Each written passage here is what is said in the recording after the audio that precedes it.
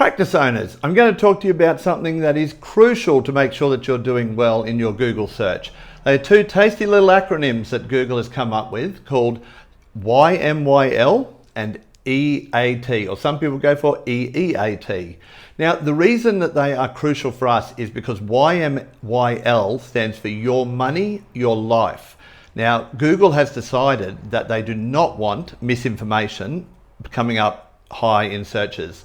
So anything to do with financial matters, crypto, all those sort of things, and banking or health are monitored, and they actually have humans, believe it or not, they actually have humans going and checking the authoritativeness of a lot of sites that are related to either money or related to your health and well-being.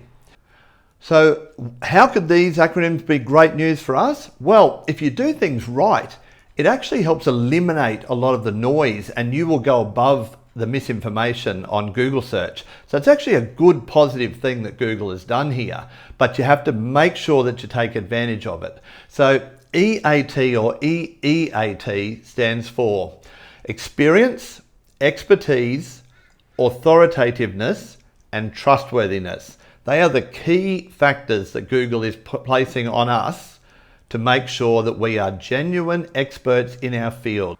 Google wants to know that you are an expert in your field. And if you are a podiatrist, then you are an expert in your field. So let's talk about experience first. You need to display that you have experience. Basically, the best way to do this is by placing your bio and a detailed bio in every place that you have online.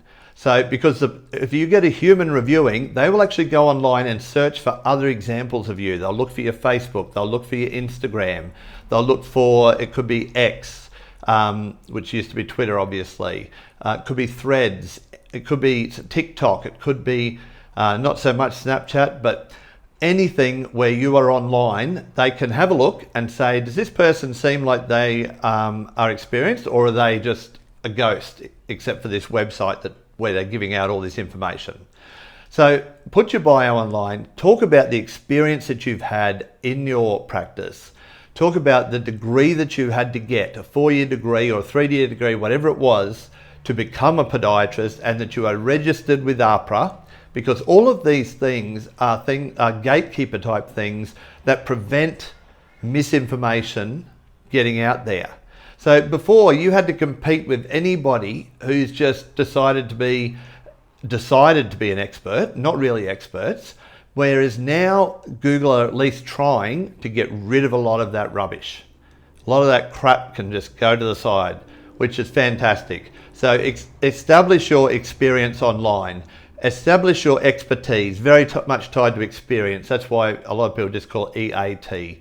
So your expertise is also to do with how much experience you've had, how you became a podiatrist, and all that kind of thing. So make sure that that is online and talk about it. Do videos. You can anything that you can do. YouTube is one that I didn't mention before, and it's of course very big. Second largest search engine in the world is YouTube.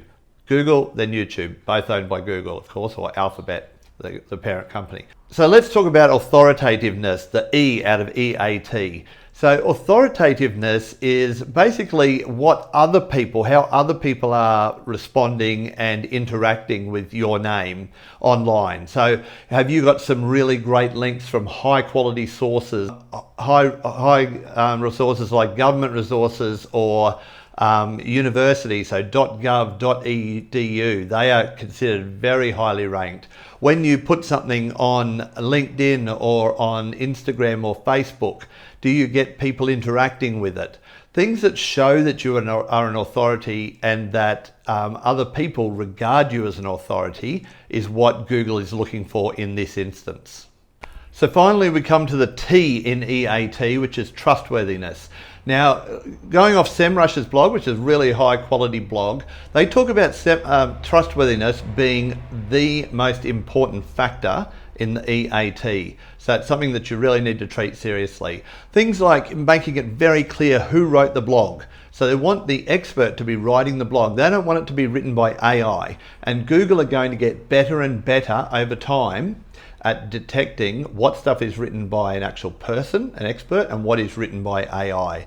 So I'm all for using AI to help you to come up with headlines, to come up with some ideas for content, but don't have it write everything for you. Make sure you write it in your own words and use what's in your head, that knowledge that we have, that we help people with, to write your content.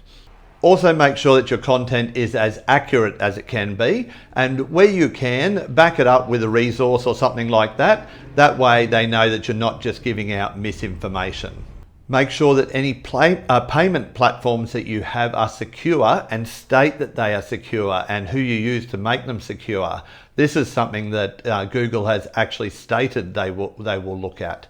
Also, don't cover up your content in big ads. This can be very frustrating for people, and it also takes away from your trustworthiness in Google's eyes. So it's okay to have ads here and there, but don't go covering, you know, those websites, a lot of the news ones or some of the dodgier ones, where you go to try and read an article and a big ad pops over the top and you're trying to scroll underneath. I'm trying to move there to look at it. Can't do that with a screen really, but anyway, they're the key things for trustworthiness. So there we have the whole YMYL story, your money or your life. We're talking about your life. EAT, where E can be experience and expertise, authoritativeness and trustworthiness.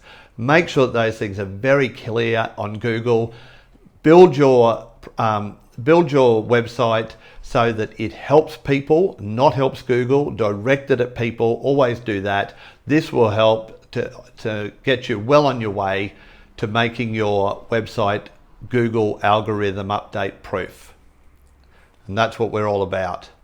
Thank you very much. I'll talk to you next time. Bye now.